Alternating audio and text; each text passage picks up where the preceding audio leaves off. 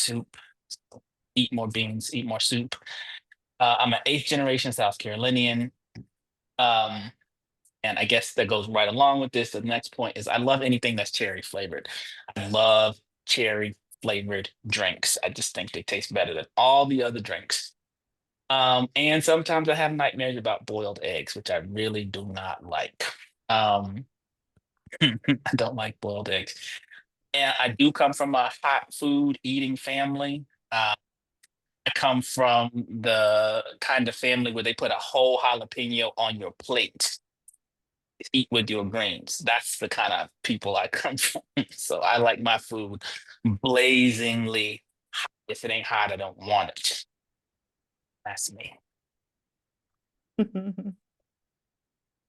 So we would love to have you put some of your free associations in the chat. When we think about soul food, what are some of the first things that come to mind for you?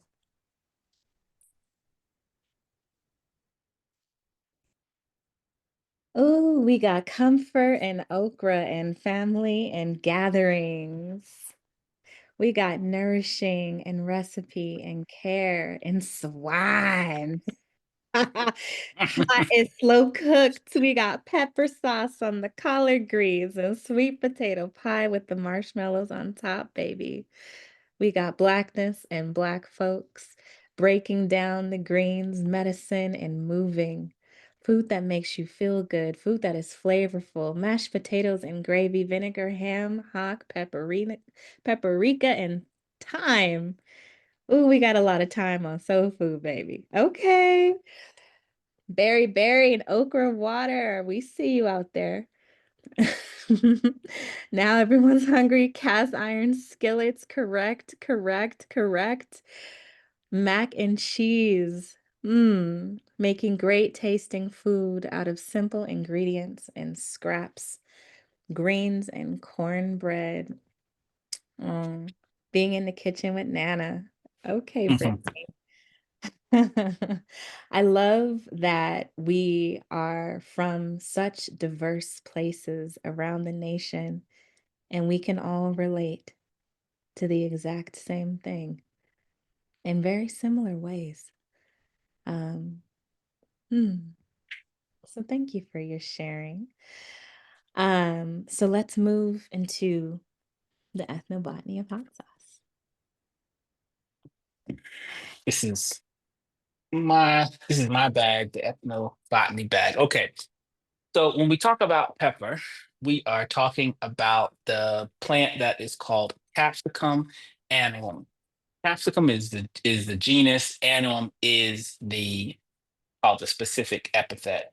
And that just means the species name. But the annuum here refers to that this is an annual crop. Okay. This is an annual crop. This is important later. Okay.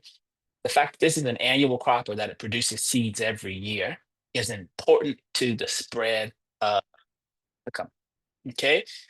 So all peppers, all of them, all of them, all of them, all of them, all of them, all of them, all peppers, bell, wheat, paprika, bird's eye, habanero, jalapeno, arbol, chipotle, all of the peppers, every single last one of them comes from the New World. They all do. That is where the genus is from. Okay. And specifically, we know that the hot peppers are domesticated in eastern Mexico in about four different states. Okay.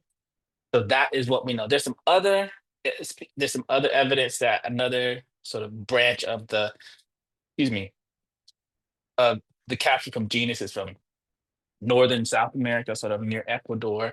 But the ones that make food hot are specifically coming specifically from this species, which is Capsicum annuum, and then it's from eastern Mexico. So no matter what food you're eating in the world that has chilies in it, and we'll talk about that word in just a second, they are all coming from either M- Central America, Mexico, Central America, or South America. All of them. This is important too. So how did they get to the rest of the world? Well, they mostly get to the world through the Columbian Exchange. The Columbian Exchange is the triangular trade between Europe. Africa, and the New World. So the Portuguese, once they got to Brazil, they saw these peppers, and so they started. The Portuguese were on their seafaring game. Okay, they were doing this thing. They were trying to navigate all around the world. Of course, Henry the Navigator and Magellan. Those were all Portuguese people. And so as they were traveling around the Atlantic, trying to find a way to India, or a quicker way to India, they were stopping all along the coast of Africa. They sort of leapt frog around Africa. When they went, they were dropping the chilies sort of everywhere they went. Okay. Now, the chilies, the peppers or capsicum gets to Europe through the Spanish. So the Spanish basically go back home and each introduce members of the capsicum genus in Europe. So the Portuguese spread it throughout the tropical world, and the Spanish send it to Europe. Okay. The next slide. Okay, so let's talk about. You heard me even mix up the words a little bit already as we're talking about it. So the scientific name is, or the Latin name is Capsicum annum. So Chile or Chile is derived from a Nahuatl word, um, which is a reference to this. Remember that the plant itself comes from this part of the world, comes from Eastern Mexico. So it's going to have, they're going to be the people who give us the name for it. The reason why we sometimes refer to it as hot pepper is because pepper refers to another species, which is called Piper nigrum, which is from India. So that's what our black pepper is. So now, these are names that are being, when Europeans are encountering both these things, neither of which are from Europe, they are trying to conceive of it and to put them in a category. So sometimes they mix it up. But pepper, Pepper, is from India. Chiles, right, or chiles, right, are coming from what is now Mexico. Okay. So two different words, two different plants. Okay. So chilies are referring to, we go back one slide, are referring to things, are referring to this capsicum animum, and then pepper is referring to some of the other ones. One of the important things to know about capsicums is that they evolved a compound to keep mammals from eating them, and that compound is called capsaicin. Capsaicin is the thing that makes peppers, these kinds of peppers, okay? When mammals eat the seeds, us as human beings, our digestive tract destroys the seeds. Okay. It destroys the seeds. So capsicums do not want us to eat them as mammals. And so they made them distasteful or not pleasurable to the mouth of mammals. Now, who they do want to spread this is birds. So chilies are often red and orange, a color that birds see really well. They see those colors very, very well. So these are meant to be bird dispersed plants. Okay. So they want a bird to pick up the chili, right? And to eat it, gobble, gobble, gobble, gobble, and fly off with the seed and disperse it because those seeds are not destroyed by the bird's digestive tract. And birds can't even taste hot pepper, which is why you can put hot pepper in your chicken feed to keep the other things to keep like squirrels and stuff from eating it because the birds can't taste it. And the last thing I'll say on this slide, and a thing that will come to over and over and over and over and over and over and over and over and over again, plants do not want you to eat them. Plants do not want you to eat them. Plants do not want you to eat them. Let me say this one fourth time so that you hear it well. Plants do not want you to eat them. You. They don't want you to eat them. Okay? I need you to remember that. This will come up again and again and again. Okay, so now we've got the understanding of where the actual capsicum is coming from. Now, again, we're not talking about the pepper that's from India, which is Piper nigrum, but now we're talking about capsicum annum, all of its different varieties. So, the very first instance that we have mentioned of anything that would be considered even in the realm of hot sauce um, is now because I'm being specific here. And I'll talk about this in a minute. Is from 1669 in England. So they're making this thing called cayenne vinegar or chili vinegar, in which they are steeping the pods, like the fruit capsicum. Right? So that is a fruit, has the seeds in it. and they're steeping it in vinegar to be able to make it into a sauce.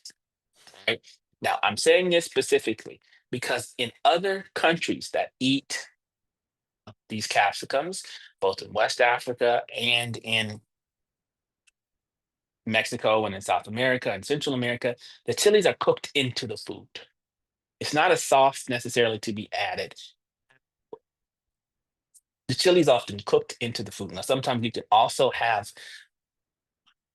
things like salsas and those kinds of things, but the chili is often cooked in the food itself. Okay, so hot sauce is something that's slightly different, right? So in especially in West Africa, the hot pepper, the chili here is cooked in the food. It's not an addition afterward. Okay, so in 1807 we have our first commercial hot sauce in the United States. 1868 we have our Tabasco comes on the market. So Tabasco is that old. And then in 1929, we have this Pete that comes on the market. And that's important because I'm from North Carolina. Why I included Texas Pete. So if you don't eat Texas Pete, well, I feel sorry for you, honestly, and you should start using it. Next slide, please. Okay, so let's talk about a little bit about how some of these things fit in culturally. So this is a Yoruba proverb that I'll read for you. This is called, it says, Atalo Gweni, Emi ti kojata, Emi yekpere ni. So what that means is pepper is the medicine of the soul. That means pepper. The soul that does not eat pepper is weak indeed. Okay. So basically, it says do not underestimate the uses.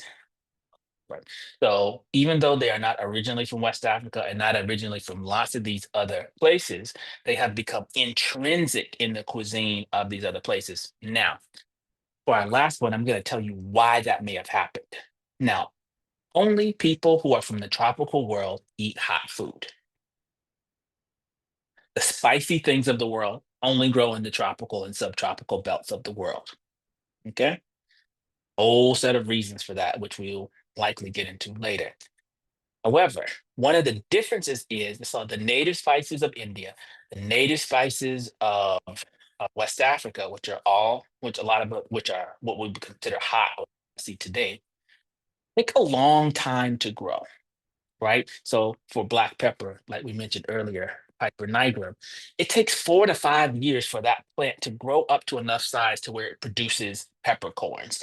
And then it only lasts for about 7 years. So the plant has 7 years of good reproduction. But of that 7 year cycle, right, you have to wait 4 years. So that now you're talking about 11 or 12 year cycle of the lasting of this plant. And I said that the name of it is important. Annual. You can get hotness spiciness from a plant in just less than 90 days. Okay. And it's every year, it grows directly from seed.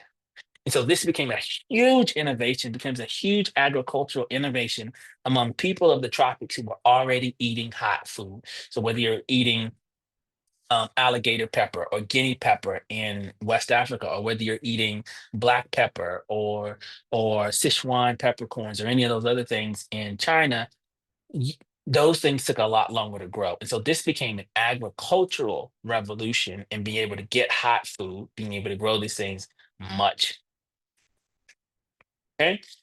So that's the end of the ethnobotany portion. If you have questions about the ethnobotany, make sure you put them in the chat and put them in the chat now or write them down so that you don't forget the questions later.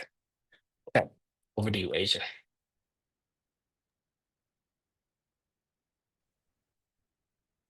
Beautiful. Thank you for that. I really love that explanation that our ancestors are doing all kind of stuff to get their hands on something pungent, something spicy. So let's talk a little bit about peppers, but let's move from pattern to detail. Next slide, baby. So there's a pattern language of food, and this pattern language has been observed in a number of cultures with different words, with different ideas. But peppers, their nature is both hot, as in their temperature is hot, but their qualities are pungent. And as we are moving into the fall, this is the season of respiratory illnesses. This is a season of transition, but this is also a season that is deeply associated with the pungent flavor. And so most of us are getting a lot of that pungency from allspice, a lot of that pungency from, our frap, our pumpkin spice lattes. I know we're mad at the girlies, but there is something very important about making sure that this season is when we're surrounded by pungent kind of foods. So, all pungent foods are supportive of the respiratory system. Okay. They help to kind of circulate the blood, circulate the oxygen in very particular kind of ways. And when our body is moving them out, because our body doesn't really like pungent things, it doesn't really like volatile oils. And so the medicinal impact that we are experiencing from these things are based on which organ of elimination they're exiting. So, pungent flavors are exiting our bodies through the lungs and therefore delivering the medicinal compounds to those exact tissues. So, the bigger pattern language of peppers is that they're going to be supporting in our respiratory system, our digestive system, and our cardiovascular system, especially through circulation.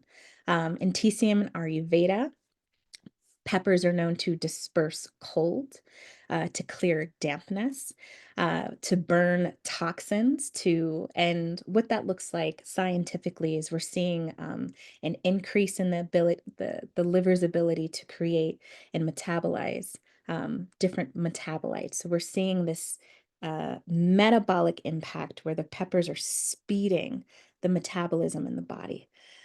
We also see it as an internal detoxicant, so it supports the flow of the lymphatic system, right? Which is very, very important to our immune system.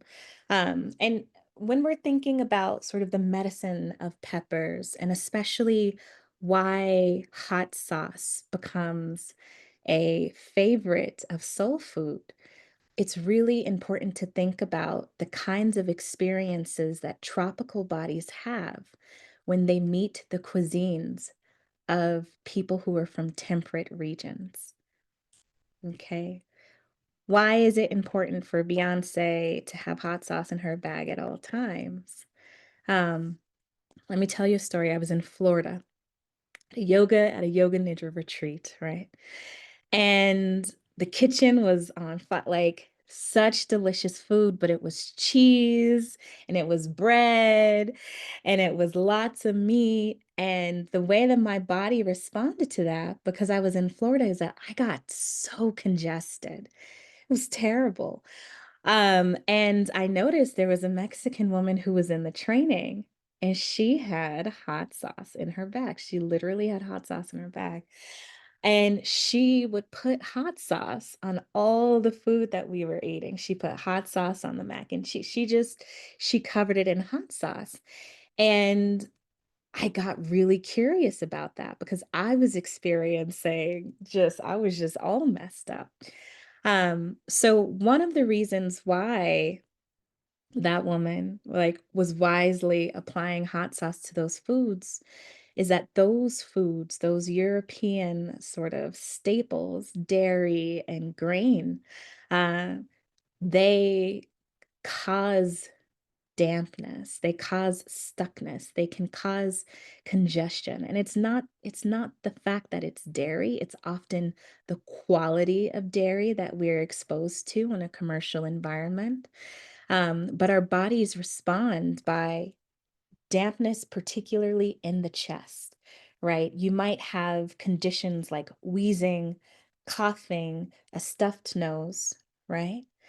And that's simply because when we are experiencing a tropical environment, someplace like Florida, mm, and you're putting these foods that are from a cold environment, right? Florida's already moist. So you got moistness, and moistness equals sickness. I personally believe that a lot of the crazy politics out there in Florida is because everyone is inflamed.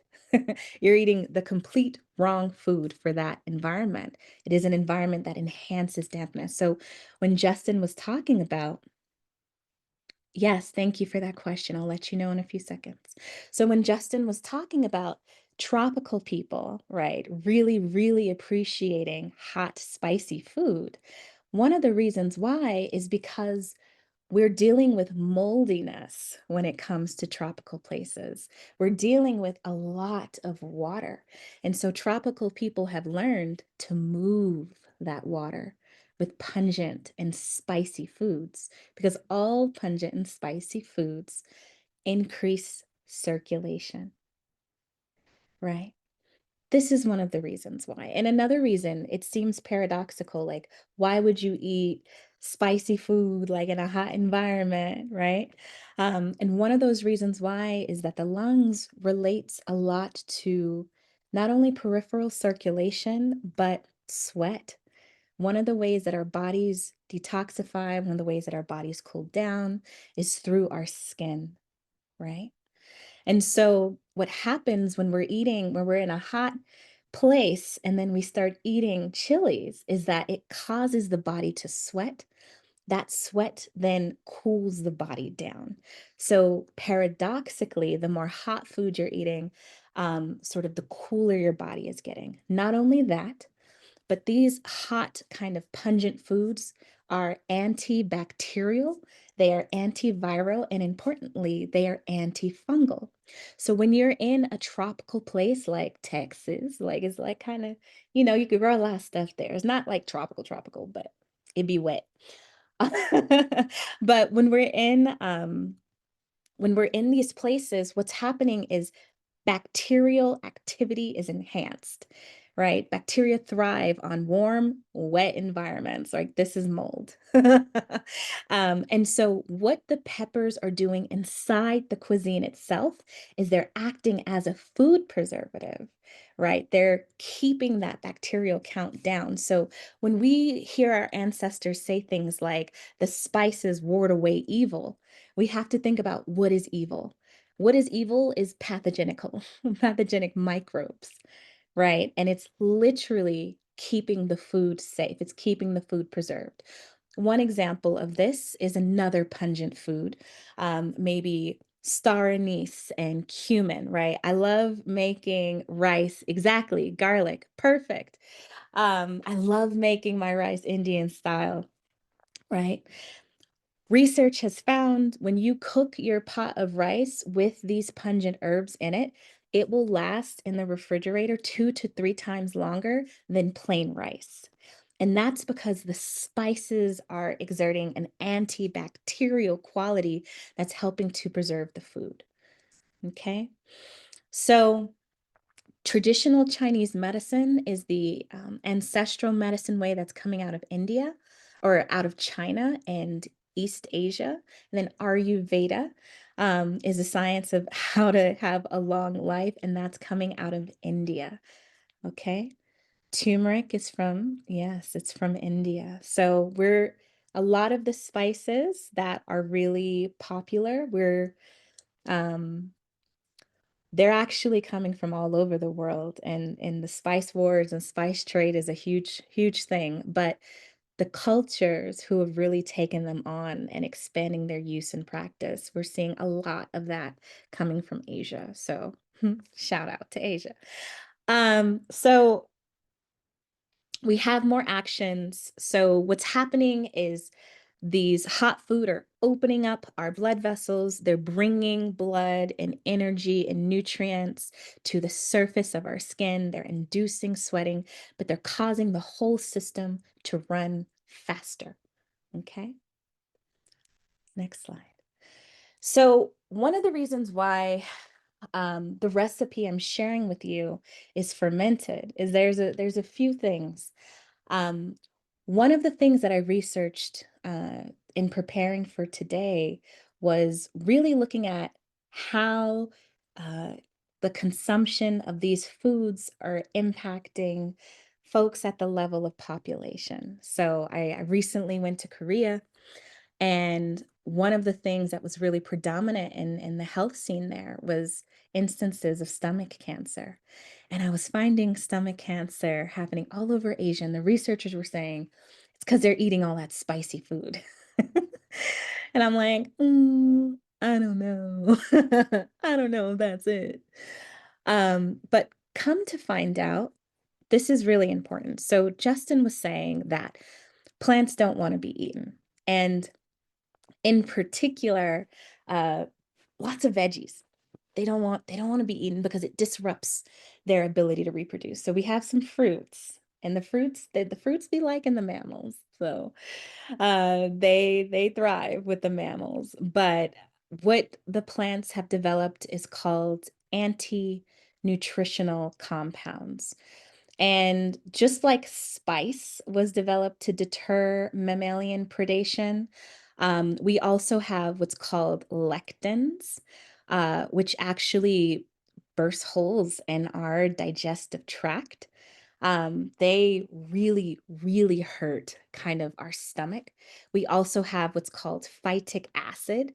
Phytic acid and lectins, they both live on the skin and in the seed, right, of the entire Solanaceae family.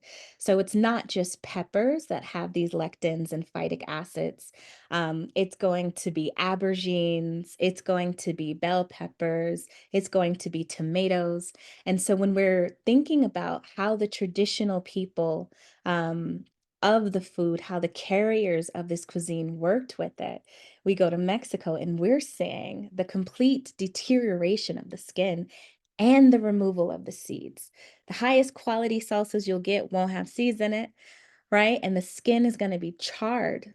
The reason for that is you're destroying those anti-nutritional compounds, making the food safe to eat.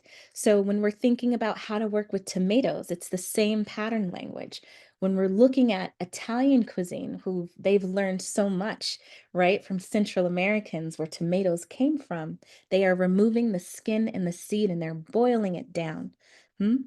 A lot of people think that cooking food makes it less nutritious. Nothing could be further from the truth. The red color that you're seeing in the peppers, the yellow, the oranges, these are coming from carotenoids, right? These are the precursors to vitamin A. These antioxidant, fat soluble nutrients are activated, are enhanced with the cooking process. And so the nutrition that you get out of your charred chilies is actually going to be higher than if it were raw. Okay. So fermentation is one of the ancestral technologies that we have used to make food safe. Okay. It makes food safe by lowering the pH, right? Having that acidic environment deters pathogenic microorganisms. It extends shelf life, but it also does some really important thing. So, fermentation is going to increase the phenolic aromas. So, that's esters, alcohol, and terpenes. So, some of y'all like to smoke cannabis, and I love how the industry is all about the terpenes, right? Because terpenes are volatile compounds that exist all throughout the plant world. And so, what happens when we ferment the hot sauce versus ugh, just putting vinegar on it? I'm sorry, I can't do it. Um, is that we're going to get an enhancement of those terpenes. The flavors are going to blossom, the aroma. You get like the richest flavor. And not only that, but the flavor continues to develop. So some of the best hot sauce has been fermenting for 10 years. Okay. Another thing about fermentation specifically is that it is going to help protect the mucosal membrane. It protects it from ulcerations, right? A lot of hot foods deteriorate ulcers, but also the stomach cancer. Fermented peppers, particularly fermented, specifically fermented, right, are anti-cancer against the exact cancer that shows up when we're eating peppers improperly, right? We have the digestive benefit that comes from the probiotics, but importantly, and this is why it's very important to some of our minority pop, well, folks of color, folks of tropical descent, right, who are learning how in real time to adapt to foods that don't belong to us and that don't serve us, is the metabolic benefit that comes to play when the peppers are fermented, right? They have powerful anti-hypertensive qualities. That means fermented hot sauce, fermented peppers, even though you would think it's inflammatory, it actually lowers blood pressure. Not only that, but it increases the body's ability to burn fat. And so that idea, right, of putting hot sauce on macaroni and cheese, right, which is grain, which is dairy, all of which help the body. A lot of the foods coming from Europe are somewhat obesogenic. And what that means is that people in Europe had winter and a lot of them were starving. And so you have a cuisine that is designed to put meat on your bones, right? This is very important. It's very important to understand what happens to tropical bodies when they start eating temperate food, right? Fat protects you against cold weather. Okay. And a lot of the tropical body is cold. It's Colorado. I'm cold, right? So it's not a problem, but it's important to understand the nature of our food, right? It helps to protect the body from the land where the food comes from, right? And so the same food that causes, the building of fat in a tropical body, it's not going to be the same and vice versa. So, what's important for us is understanding when we're taking these foods that are somewhat obesogenic, they're made to help you grow. They're made to help you get big, right? So that you could be safe from the cold and frigid winters. When we're putting this hot sauce on it though, right, it's helping to combat some of those dampening, right, fattening qualities of the European food. Does that make sense? And so when we're thinking about fermentation, when we're thinking about sort of soul food and why there's pepper, why we got the hot sauce in our bag, it's because we're adapting in real time to food that may or may not serve us, right? This is a real time adaptation. And it is very true that once I started putting hot sauce on all that delicious food that I was having in Florida, my congestion did clear, right? It did clear. All right. All right. Next slide. I just wanted to share some research because some people, when we say food is medicine, I'm talking about the whole food. Okay. I'm not talking about an extract of the real deal. I want you to eat the real food. And this is a meta analysis. Meta analyses are important to us as researchers because it takes lots of studies, right, to see what the big picture is. So, meta analyses are a higher quality kind of data point. And this particular meta analysis showed that supplementation with fermented red pepper paste plays a role in improving SBP and DPP. So, SBP is these are all measures of blood pressure. But capsinoids, which is what people will give you like in a little pill and a little supplement, had no effect. Therefore, fermented red pepper paste supplementation plays an important role in improving hypertension and its related diseases. Okay. So, in sort of the industry, uh, what's happened in American cuisine, because when we look at European cuisine, it's actually exquisite, right? There is brilliance, there's genius, there's so much genius in it. But what's happened in this country is that European cuisine has been bastardized and turned into poison. And so instead of fermenting the peppers to make hot sauce, instead of fermenting the food, which takes time, we've instead just added vinegar to things like a vinegar pickle. And what that means is that we're not getting the full range of medicinal qualities that fermentation gives us. Exactly. It's a shortcut. And that shortcut can hurt us, right? It could literally erode the lining of our digestive tract, right? Acetic acid, love it. That's what's in vinegar, but it can be quite harsh. And so when I'm looking at the way that peppers are worked with around the world, we're either seeing the kind of chiles that are coming from Central America, but then we're seeing fermented peppers for the rest of the folks who have adopted this plant. Next slide. So the recipe. So I wanted to think a lot. I wanted to think through this idea of what it's like to adapt. Next slide, baby. And one of the most interesting things is that each culture, they be having their peppers, baby. Okay, they be having their peppers. Indian food, you gotta get your Kashmiri chilies, okay? You need your Szechuan chili peppers, okay? Like, it's very specific, and the chili of the African diaspora is what? Type it in the chat. What is our chili? Who knows? Scotch bonnet. That's right, that's right, that's right, that's right. So rather you're in the Caribbean, Haiti, fish peppers too, um, whether you're in West Africa, the most prolific pepper, right, has been adopted by Africans in the diaspora is Scotch bonnet. Scotch bonnet are really hard to find. You can't even find them at the Asian store. It's crazy. It's crazy out here in these streets. So the recipe that I shared with y'all is going to be using habaneros. So Scotch bonnet and habaneros are closely related siblings. But habanero is kind of like pure heat, no flavor, no shade. Someone's gonna be mad at me. Someone loves habanero. Whereas Scotch bonnet is very, very hot, but it has really great, really fruity flavor.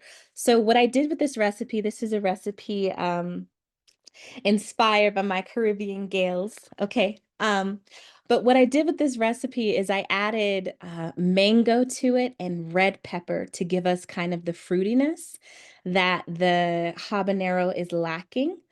And so we got the mangoes, which are digestive tonic. We have the ginger. Ginger is a pungent. Someone mentioned that they just had their ginger beer. Yes, baby, except sometimes we get the medicine correct, but the form is not. So your ginger beer, your ginger ale, it's full of high fructose corn syrup, and it's going to make you sicker if you eat it or drink it. So real ginger is in this recipe because it is a pungent spice. The difference between the pungency of ginger and the pungency of chili is very important.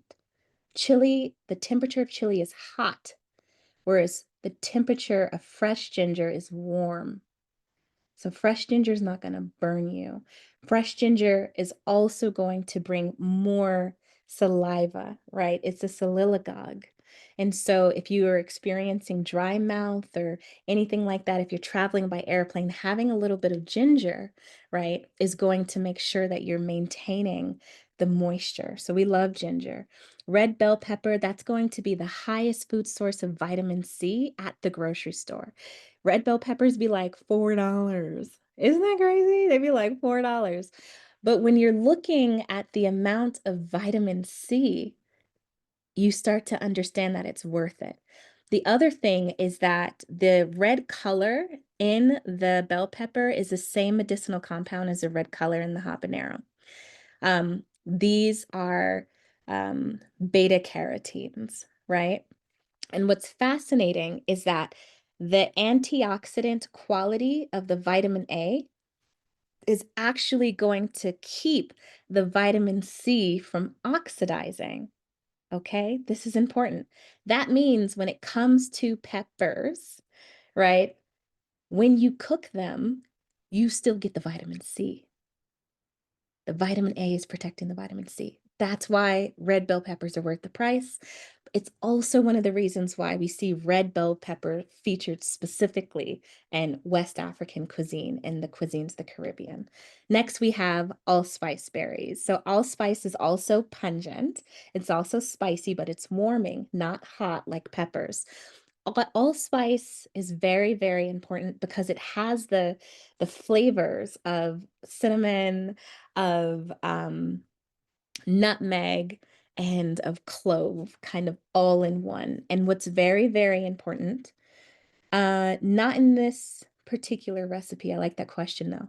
What's important about the allspice is that they are really active against one of the conditions that are caused by blood sugar dysregulation and other things called advanced glycation end products. These are the compounds in foods that age you. It's one of the reasons why we say like fried food isn't great for you. Yeah, it causes your tissues to stick together. It's pretty terrible, but allspice helps to defeat that. We got onions, another pungent food, another thing that's good for the lungs, garlic. Then we have the carminative cumin seed. Carminatives, they calm your tummy. Carminatives are calming. And so this is going to help this hot sauce to be a little bit more digestive, a little bit easier, but it's also going to give you the bomb flavor, right? Like doesn't matter how healthy it is if it's not good. Um, and then we also have the lime juice. So in this recipe, the lime is adding a diversity of kind of acids. It's adding very little vitamin. Limes have very little vitamin C. But what it's doing is it's working as a bacterial enzyme. So it's kind of speeding up the fermentation slightly. Um, because that's what I needed. I wanted this hot sauce to be done before today so I can taste it. And it's very good, y'all. Um, Another thing we have is just like some sauerkraut brine for those of you who are new to fermentation. A little sauerkraut brine is going to work as a starter culture to ensure that kind of nothing goes off. The other reason why we have sauerkraut brine is because it's very difficult to find organic habanero peppers. And lactic acid, especially from sauerkraut juice, has been used to dissolve glyphosate, which is one of the main uh, pesticides that are applied to our plants. So this sauerkraut brine is magic. And so we're making a lactic acid kind of fermentation. And after tonight's call, you'll have the exact directions on how to do it so that you can ferment your own hot sauce. So I'm going to remove my highlight. I see the chat is chatting. Love it. What if I use a little bit of juice from a ginger bug? Correct. That is correct. That is a correct thing to do, honey. Okay, but remember, with this recipe, we're using the microbes that are already on the skin of the vegetables. So lactic acid, yes, you can also use whey. Whey is the way. Um, but this is a natural fermentation. So you actually, what's interesting, and I don't want to go off into a tangent because I love fermentation, obviously, is that the microbes on each different plant is actually going to be different and they're going to ferment specifically to that plant. It's one of the reasons why I usually don't mix a lot of stuff together. Um, so folks all right. So before we get too far, we're going to move into Q&A. We're going to move into Q&A. And we're probably going to go until 30 minutes past the hour. And so this will be a time for us to get some more. And Suni, if you can end the slideshow. That way we could just see each other. Okay. Okay, BB. There's so much more to say. We have so much things to say right now. But what we really want to say, what we really want to hear is the questions that you have and what's here for you. And we want to get those answered. So what kind of kimchi do you, okay, y'all are going off. All right. Let's talk. What showed up for you? What are you curious about? And what are some of the questions that you have for Justin and I? Hi, Nicole. Love you. Nice to see you. Hey, hey, y'all. Beautiful work as always. Such an honor to be in community with you all and everybody here. And one curiosity I have, love spicy foods, but Yeah. myself and other people in my household have lots of like digestive issues and reflux and gastritis and all the things. And I wondered if you had any thoughts on how to ease into or like what might be a good way to like get the benefits, but maybe not have some of the challenges that some of us experience. Yeah, what a great question. Ginger is going to be moving away from the hot spices and towards the warm spices, should be really beneficial. But in particular, if you have reflux, the Chinese might say that the energy is going the wrong way. So we want to use carminative herbs and spices that bring the energy down. And in particular, my favorite remedy against acid reflux is actually dandelion tincture. But ginger in and of itself, ginger tea, it's going to be warming. It's going to do all the things you need, and it's going to be carminative. So it's going to calm that reflux, and it's not going to be evocative. And so I would just select we really demonstrated lots of pungents, even things like putting green onions on your chili. Green onions are pungent. So really playing to the pungent food because that pattern language of pepper exists throughout the whole flavor. All the pungent flavors have that same magic. And that's why I wanted to teach you the pattern before we got into the details so that you could make good substitutions. Great question. Thank you, Nicole. And I'll add to that is that of those pungents and what we're talking about, the scale tonight is really talking about pungency, of which the capsicums are the most pungent. Okay, they are the hottest. And so if your digestion is not ready for that yet, because we're all different stages of digestive integrity or disintegrity, whatever may be going on, don't go to the extreme. Right? So maybe not Scotch bonnet hot sauce immediately for you. Okay, so let's work let's work up to that. Let's make sure that our gastritis and our acid reflux are under better control before we go straight to those things that are at the extreme end of pungency.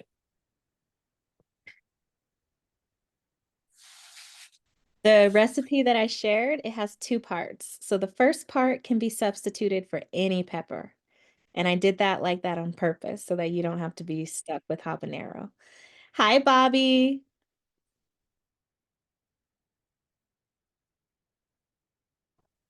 Come on off Hey, mute. what's up? What's up, my people? What's up, my people? First of all, just gratitude for the word. I feel like that was a word today. From you and Justin. So much to think about, so much to sleep on. One question for you, Asia, and then one question for Justin. The question for you, Asia, is I that was really cool what you said, like how one vitamin kind of like helps the other vitamin. And Yeah. I missed it. I wanted to write that note down, so I wanted to write that. And for Justin really quick, you were talking about like the Sichuan peppercorn, Justin, or like the yeah, what you said about it's something from Asia or that peppercorn. I wanted to know if that was indigenous to there, if that was like a cultivar that was from somewhere else, or what was the deal with that? So those are the two questions. And thank y'all so much. As I love y'all. Appreciate you. Yes. So our beloved vitamin C is an antioxidant. So it helps to scavenge the free radicals in our body. But the weakness of vitamin C is that it oxidizes rapidly when exposed to light, oxygen, or heat. Vitamin A is also an antioxidant, and when they are in the same complex together, the vitamin A will keep the vitamin C from oxidizing. Another example of this in herbal medicine is going to be rose hips, right? That beautiful color, that's vitamin A and the vitamin C. But that's why you can make a rose hip syrup that still has tons of vitamin C, even though you cooked it. It's because the A protects the C. And that's why that's why peppers are so valuable. Thank you so much, Ed. Mm-hmm.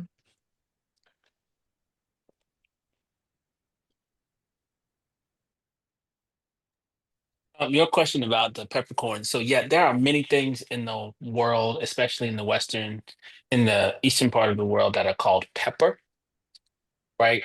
Some of which are the same species, or some of which are in the same genus as Piper nigrum, some of which are not. Even West Africa has its own pepper. Its own pepper. Things that be very much like a black peppercorn. And so those things are indigenous to all these different spaces in the tropic, which is why once the Mexico reaches those places with the Portuguese and other people, people rapidly take it up because they know the flavor, they know they understand the power of pungency, and they can literally grow it faster and more predictably than growing. So pepper, by the way, black pepper grows on a vine. Okay, it grows on a vine. And so those things historically have been very, very difficult to get. One, you can't grow them from seed, they come from cuttings. And two, they take a long time to reach production age. So it's 4 to 5 years. And they only last for 7 years in production. Chili seeds, they produce the seed every single year. You got 90 days up until you can harvest, and you can harvest every single year. And so it just changes the whole idea. It gives you all this more latitude in being able to have food throughout the course of the year and not just be so stuck to the um to the plants, the hot plants that you have available to you, to their physiology, to their reproductive strategies. So it changed everything. It really did, in terms of how people were able to eat once the rest of the world was introduced to. Thank you, Justin. Appreciate it, bro.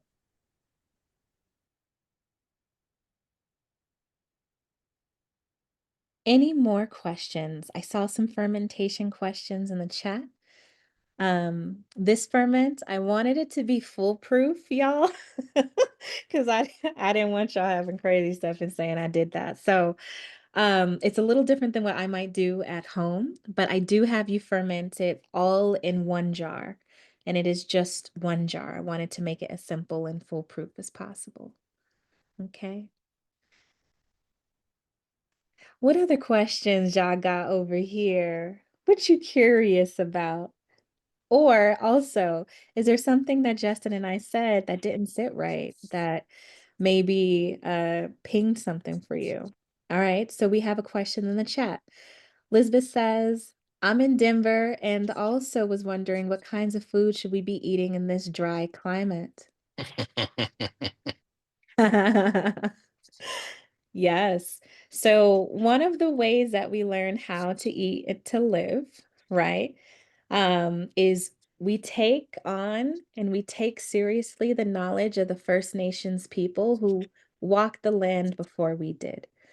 Okay, that's going to give us our first indicator, because those First Nations peoples, they've been here for 20,000, 30,000 years, evolving, adapting, creating nearly perfect systems. So we want to eat what they ate. We want to eat what our ancestors ate, because we have specific microbiomes that are activated by the foods from our place. There are potentialities in your body that you can't realize unless you're eating the food from your ancestors. And that's really important. That's one of the reasons why the altar is so important to our tradition, is because it has us eating our ancestors' foods. And then, of course, we want to eat based off of what our body literally needs. Okay, so here, Colorado it's a high altitude and it's arid. And so this is also the land where the bison roam. So we're going to eat red meat here in Colorado. We're going to be eating animal fat here in Colorado. We have winter here in Colorado. And as tropical people, we're going to make sure that we spice it up, right? And so we might be pulling from cultures like Tibet. We might be pulling from other high altitude cultures. Every place that is at a similar altitude as Colorado, they're eating red meat specifically. And that's because in Colorado, we have increased energy demands in order to breathe. The number one element that supports respiration is iron. So after any of you have cold or flus, one of the things that's going to happen is you're going to become anemic because your body is going to burn through your iron stores in fighting a respiratory illness, right? So high iron, heme iron, which is the most bioavailable iron, that's going to be the root. We're going to eat every single thing that we can while it's in season. And then we're going to preserve the rest. We're going to be eating sauerkraut and stew. You're going to eat, if you have the, pork on your fork, I don't know what you feel about it, but if you're cooking, you're making those nice, rich broths. They're going to be rich in collagen. It's going to keep your skin really nice. Okay. But also, it's going to keep you lubricated from the inside out, right? That's why collard greens with the bone, da da da da. We'll talk about that more with Soul Food Genius. But we're going to be really having lots of soups with nice pungent spices to meet not only the environment and what the First Nations before us ate, but to also make sure that we're taking care of our bodies that are often still adapted to tropical West Africa. And so that's very important. Colorado is extreme, y'all. Not many of y'all are living in such an extreme environment.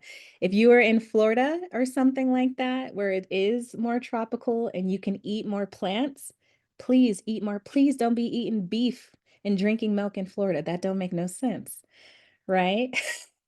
Eat all the plants because they're growing all year round. So you're luckier if you're in the tropics. I got it hard up here.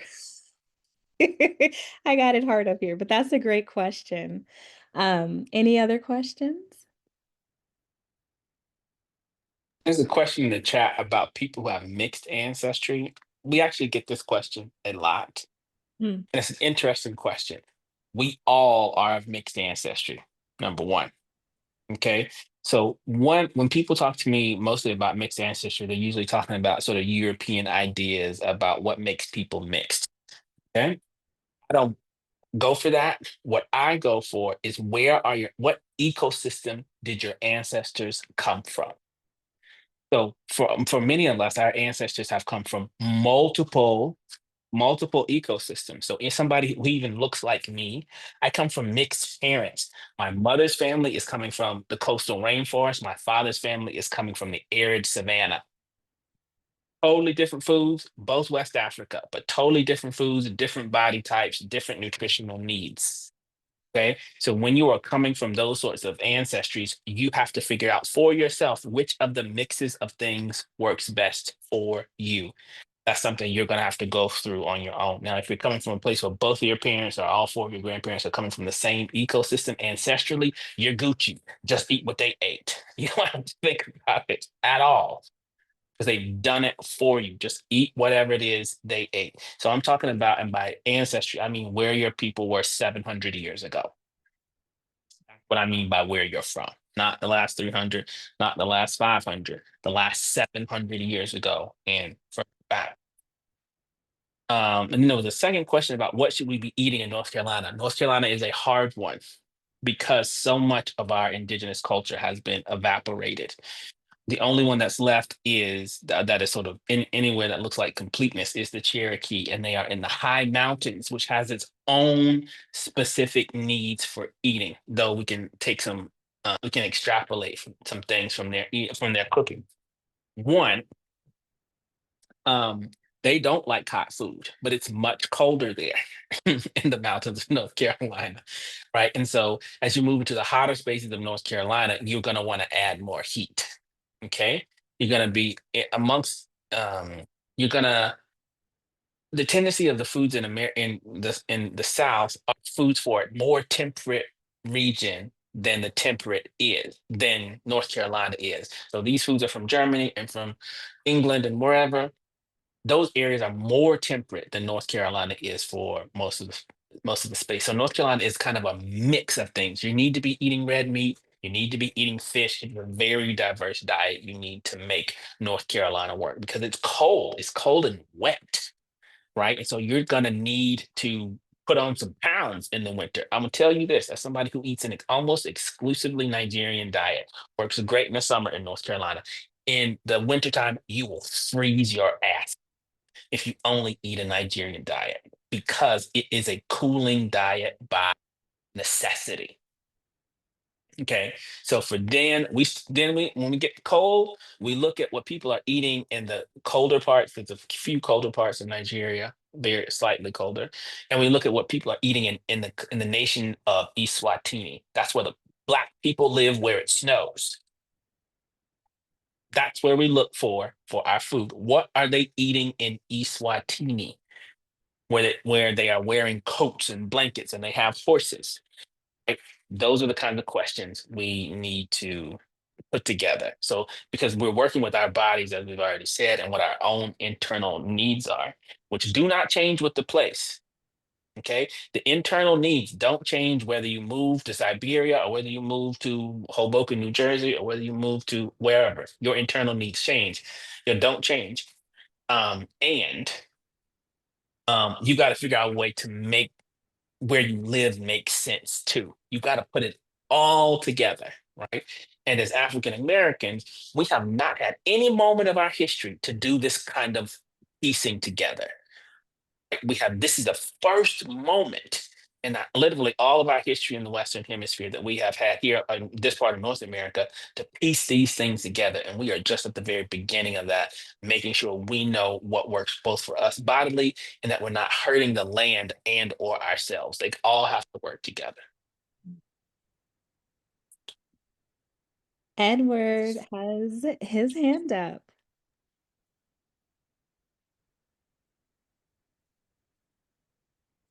We can't hear We can't you. hear you. Greetings. I mean,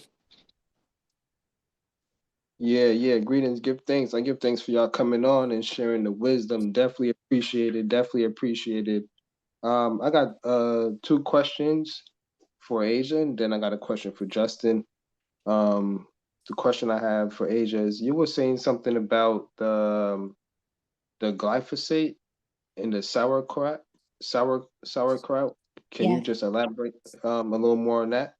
Yes. Glyphosate is when they poison your grain, you should have been fight. Like we should be burning the whole place down when you allowed them to put poison on all your fruits and all your vegetables and especially your grains, right? Most of the people who are experiencing quote unquote gluten intolerance are actually experiencing glyphosate allergy.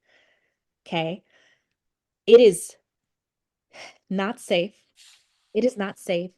And not only that, but it kills the bugs and then the bugs eat and then the birds eat it and then it kills the birds and it just like ruins the entire ecosystem. And there are ways to remediate the soil. And some of my most exciting research is around the application of brine from the fermentation process, the lactic acid bacteria that's left over in the sauerkraut brine.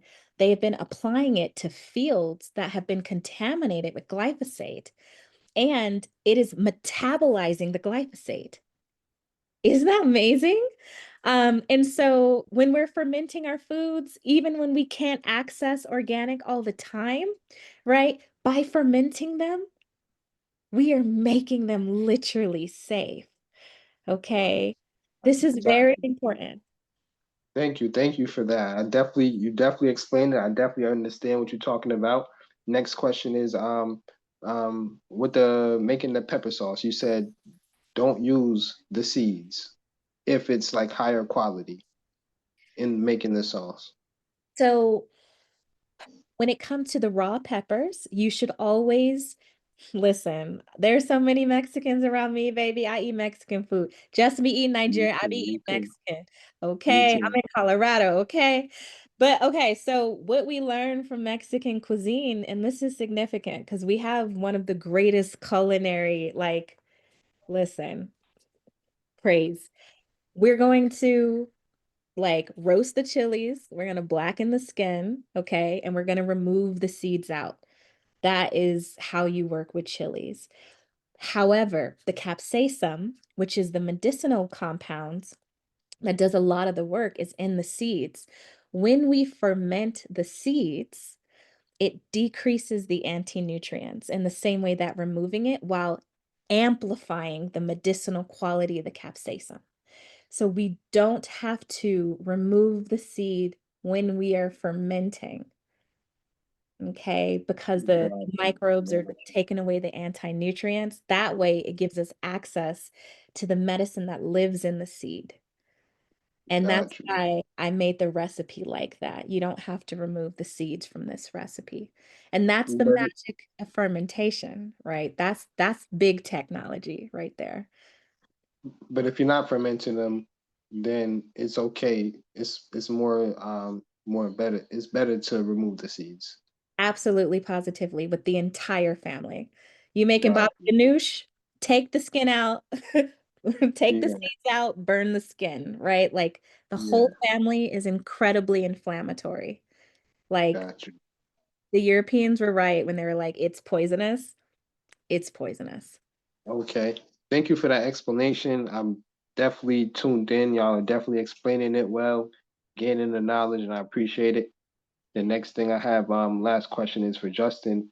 Just for the ethnobotany, I'm really fascinated with the information. If one wanted to learn more about ethnobotany, besides just Googling and looking online, you got any recommended um Or ideas or spots to learn or anything that you think that we could get a better understanding on ethnobotany? yeah, so ethnobotany is so wide that there's no single book that's going to cover it because it literally is talking about how individual groups of people use particular plants. So every single culture, not every single culture does, but there are lots of books written on specific cultures and their ethnobotany. Like there's ethnobotany of Cherokee plants. There's ethnobotany of, plants in people of Western Nigeria. You know what I mean? So it goes by region. So if you're looking for the ethnobotany of, used to be this really great website. I don't know where it is now. It's out there, but it was like the ethnobotany of indigenous people in the United States. It's if you just type in ethnobotany of indigenous people in the United States of Native Americans, will come to this huge database of things. And so you can type in things and you can look at people's ethnobotany by tribe or by region or by plant. So let's say that you have okra, for instance, it'll list all the different cultures, right, who use okra and how they use it, because different people use the same plant totally Mm, differently, True, right? true. So, but what you look, because you'll see some patterns if you see it, but if this group uses it this way, this one uses it this way. So I'll give you an example of why the ethnobotany is important.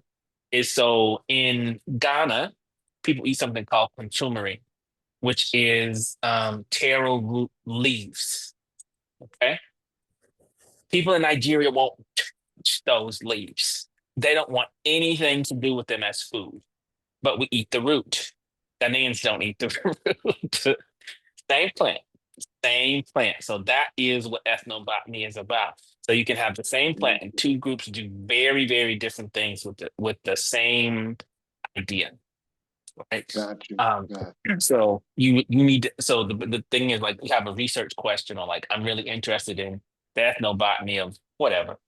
Um, and it's typically, what ethnobotany is, like an anthropological study in some ways, both a botanical study and a anthropological study. So typically it's focused on indigenous people, right? But it's for everybody. Every culture has an ethnobotany associated with it. got you. Got you. Thank you for that, for covering that and let me know the different options. And I'm gonna look more into it. I'm gonna keep on listening. Y'all keep teaching the people. Y'all keep teaching the people. We tuned in. We locked in. Give thanks for the wisdom. Thank Appreciate it. Ashe. Ashe. There was a question about staying balanced on a vegetarian or a vegan diet. Um, I would say that if you choose to have a vegetarian diet, that you should probably apprentice with an Indian person or an Ethiopian person or a culture that knows how to work with plants. Americans don't, and you will end up anemic. And it's not great. It's not great at all. So I would actually really defer to a culture that really knows what it's up to. So for me, I've learned so much by studying Indian cuisine. There's a science, there's an intricacy, and there is 2,000 years of wisdom that is built in. And one of the drawbacks of being in a Western scientific tradition is to pretend like we've not seen this before, that we're brand new at food. Like food is a new thing that we need to learn about when we have cultures that are 4,000, 10,000 years old. So the best thing to do if you want to be on a plant-based diet is A, live in a place where plants are growing full year round. That's very important.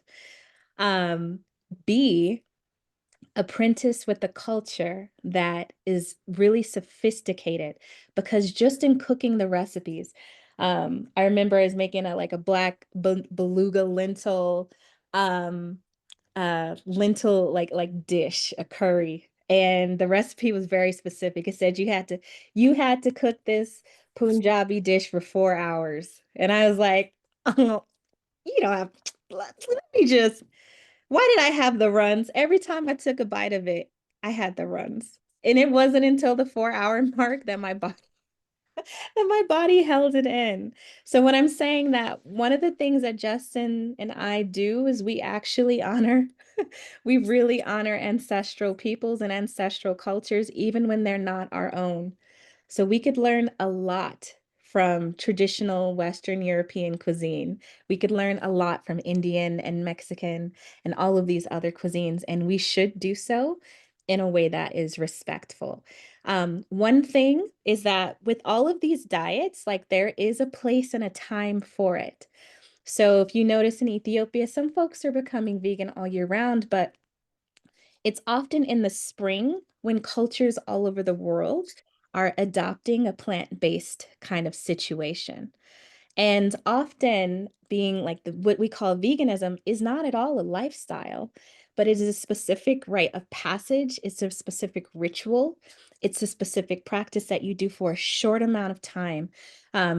Plants have the amazing ability to cleanse, right? I don't like using the word cleanse because ethnic cleansing, but they have the ability to move things out and to restore.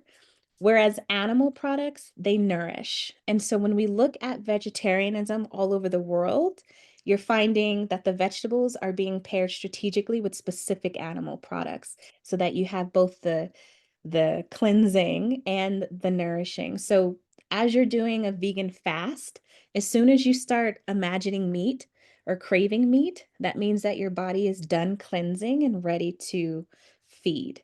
It's ready to nourish. So I would suggest that we do things in their proper place, and that if you want to do like a plant-based thing, like it's definitely see if the spring is a good time for that.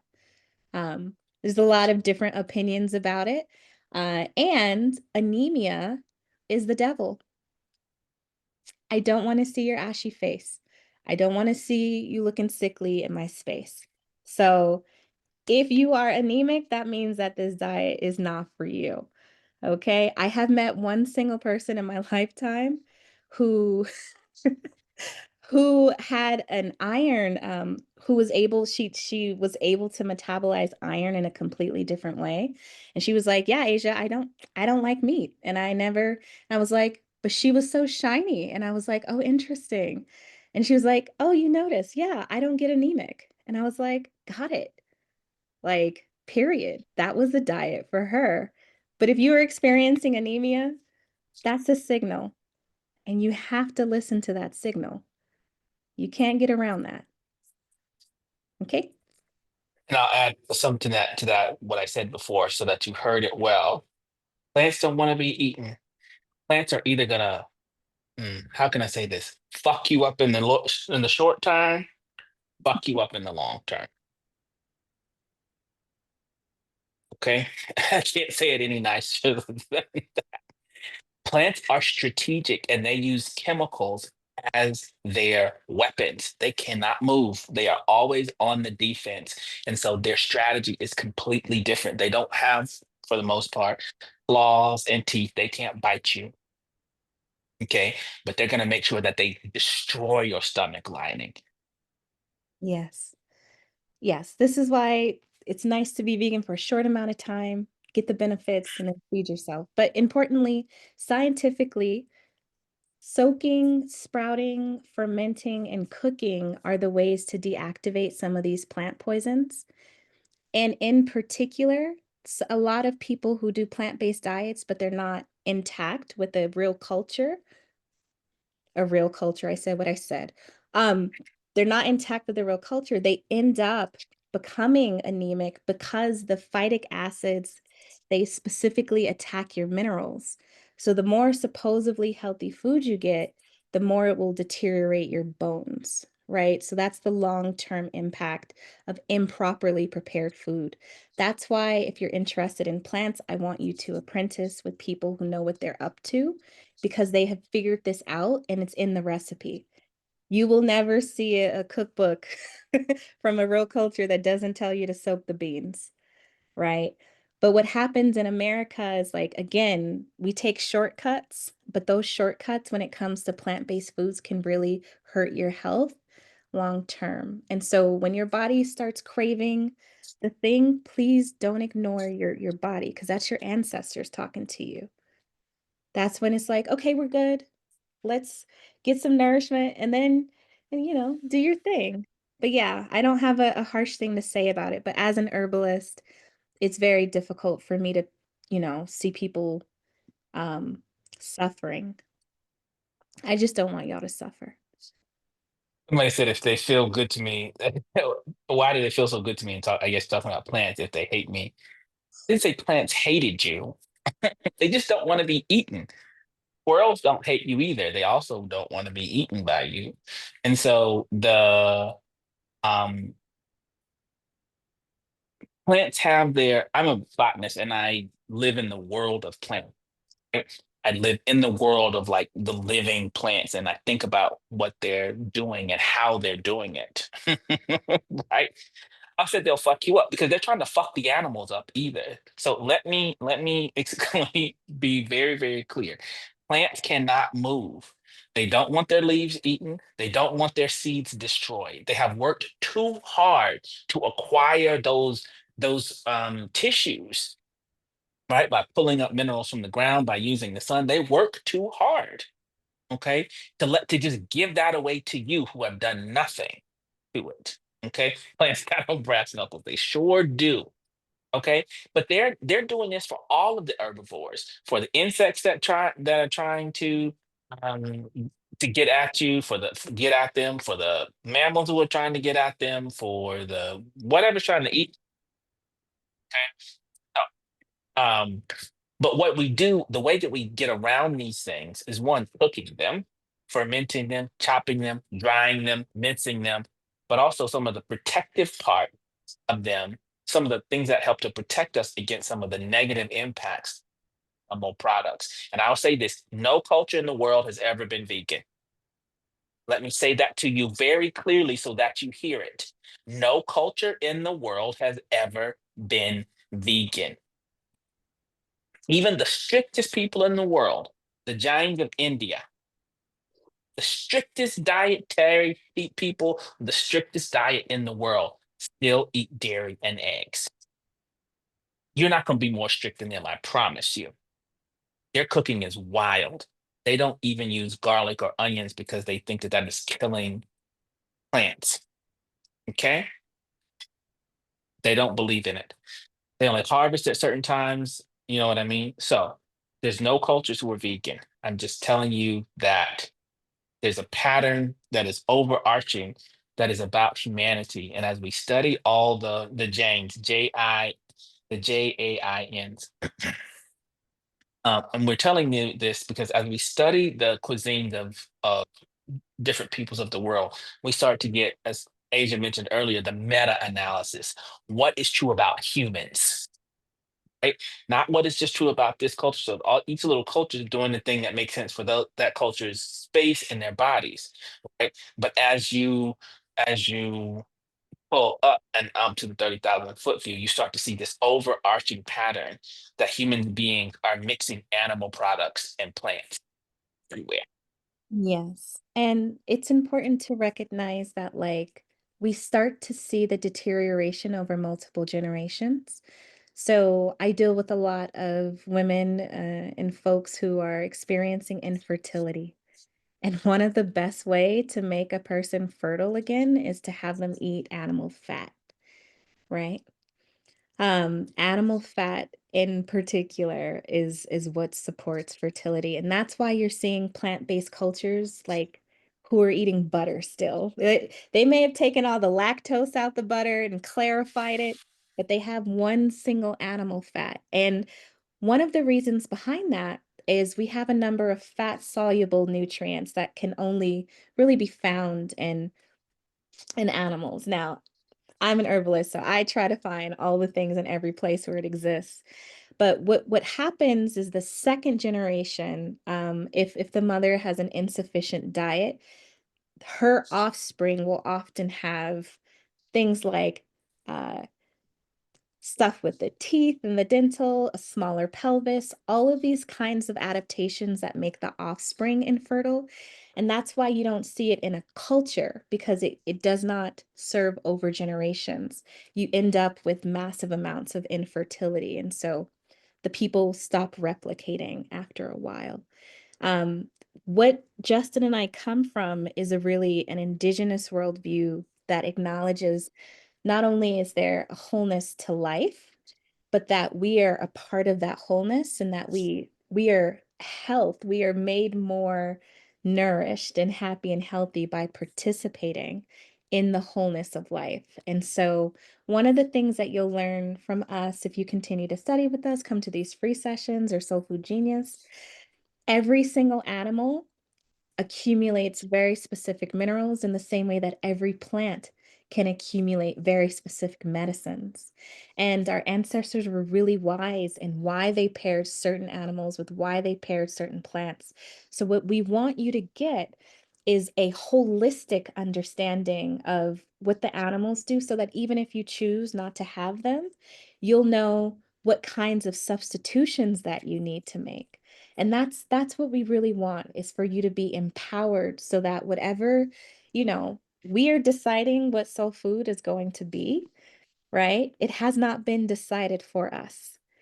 So we just want to tool you with the utmost knowledge so that you can make the wisest decision for your family, right? And if that decision is removing all the things, then I want you to be empowered so that if I remove this, I'm gonna have to find a way to get it, right? I want you to be that savvy because roots with root work, with Africans, our roots aren't just plants, right? Our roots are our foods, our roots are our cultures, our roots are our practices. So we're trying to give you the medicine bag, okay? We're trying to give you the whole thing. And with that, I see so many of you have stayed and been with us. I just wanted to invite, of course, all of you to continue to study these food ways with Justin and